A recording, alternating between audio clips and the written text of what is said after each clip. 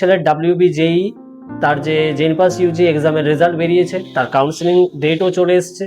আজ থেকে সবাই কাউন্সেলিং করতে পারছে, তার কলেজ চুজ রেজিস্ট্রেশন সব আজ থেকেই ফিল আপ চলছে।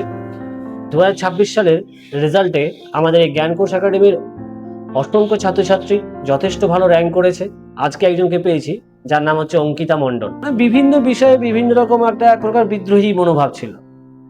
তো আজ হঠাৎ সে অঙ্কিতা একদিন এখানে এসে বললো যে স্যার আমি র্যাঙ্ক করেছি, হ্যাঁ দেখুন তো এই র্যাঙ্ক অনুযায়ী আমার হবে কিনা। তো 100% শিওর যে ও একটা ভালো সরকারি নার্সিং কলেজে চান্স পাবে, যেখান থেকে ও নিজের বিএসসি নার্সিং এর যে ট্রেনিং সেটা ও সম্পন্ন করতে পারবে। আগামী জীবনে ও আমরা চাইবো অ্যাজ এ স্টাফ নার্স অথবা এইমস, যেখানে ওর স্বপ্ন রয়েছে সেটা তার সাফল্যমণ্ডিত হোক, সেটা পূর্ণ করতে পারুক।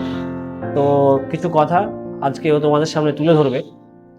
ওর কাছ থেকে জেনে নেওয়া ভালো ও কীরকম এইখান সম্পর্কে ওর যে মনোভাব বা কিভাবে পেয়েছে তার একটা সামান্য ঝলক আমি তোমাদের সামনে তুলে ধরছি। নমস্কার, আমি অঙ্কিতা মণ্ডল। আমি 2026 সালের জেনপাস পরীক্ষায় 1133 র্যাঙ্ক করেছি। এই বছরে আমি উচ্চ মাধ্যমিক পাশ করে তারপরে আমাদের জ্ঞানকোষ একাডেমি এখানে পড়াশোনা করে 3 মাস পড়াশোনা করে পরীক্ষা দিয়েছিলাম। এখানকার স্যার ম্যাডামরা অত্যন্ত সহযোগিতা করেছে আমার সাথে বিশেষ করে।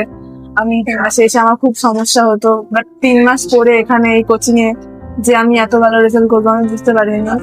বাট আমি সবাইকে বলবো যারা 2027 সালের জন্য জেনপাস পরীক্ষা দিতে চাও বা জিএনএম এএনএম যে কোনো রকম পরীক্ষা দিতে চাও, জ্ঞানকোষ একাডেমি স্যারেদের সাথে বা একাডেমির সাথে যোগাযোগ করো। এখানকার স্যার ম্যাডামরা অত্যন্ত ভালো, খুব ভালোভাবে পড়ায় আমাদেরকে, খুব ভালোভাবে বুঝিয়ে দেয়। যে কোনো রকম ডাউট যে কোনো রকম সময় এখান থেকে পড়ে বাড়ি যাওয়ার পরেও যদি কোনো রকম অসুবিধা থাকে স্যার ম্যামদের যখন জিজ্ঞাসা করা হয় স্যার ম্যামরা খুব ভালো রকম ভাবে সহযোগিতা করে।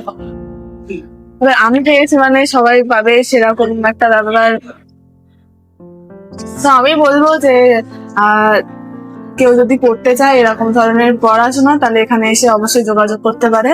এটা খুবই ভালো। ধন্যবাদ।